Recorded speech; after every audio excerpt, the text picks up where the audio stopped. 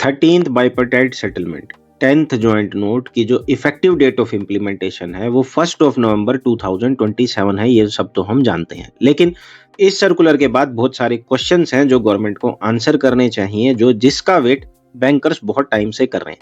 हालांकि पहले थोड़ा सा इस सर्कुलर को देखते हैं, जो ये बात करता है कि थोड़ा सा ये अप्रिशिएट करता है कि जो पिछली बाइपर्टाइट सेटलमेंट हुई थी वो मात्र 14 मंथ्स में कंप्लीट हो गई थी। अगर प्रीवियस सेटलमेंट्स को देखें तो उनको कहीं ना कहीं 2-2.5 साल लग जाते थे। यहाँ पे इनका कहना है कि जो टाइमली कंक्लूजन होता है वो सेटलमेंट्स का, वो इंडस्ट्रियल हार्मनी के लिए बहुत जरूरी होता है। लेकिन सर, इंडस्ट्रियल हार्मनी के लिए 5 डेज बैंकिंग भी जो है इतना ही ज्यादा जरूरी होता है, और इंडस्ट्रियल हार्मनी के लिए डिस्क्रिमिनेटरी पीएलआई का स्ट्रक डाउन होना भी इतना ही जरूरी होता है। ये सारे सवाल बैंकर्स जो है गवर्नमेंट से फिलहाल करते नजर आ रहे हैं।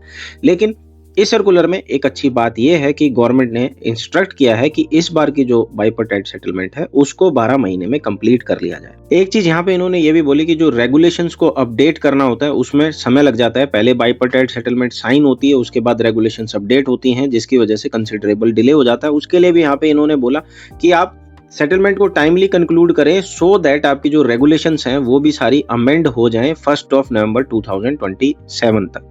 यहाँ पे इन्होंने रिपीटेडली इनको बोला कि आप अपनी जो बाइपर्टाइट है उसको कंप्लीट कीजिए 12 मंथ में, यानी नवंबर 2027 तक। लेकिन 5 डेज बैंकिंग तो पेंडिंग था ही, साथ में अगर आप रेजिडुअल इशू भी याद करेंगे, जो रेजिडुअल इशू थे जहां पर ग्रेचुइटी की सीलिंग को बढ़ाने के लिए बात की गई थी, एम्प्लॉय डायरेक्टर को अपॉइंट करने की बात की गई थी, ये सारे रेजिडुअल इशू अभी भी पेंडिंग है और 5 डेज बैंकिंग तो कहीं नजर नहीं आ रहा है। तो ये सारे सवाल उठाए जाएंगे, ये सारे सवाल पूछे जाएंगे, उनका वेट रहेगा बैंकर्स को।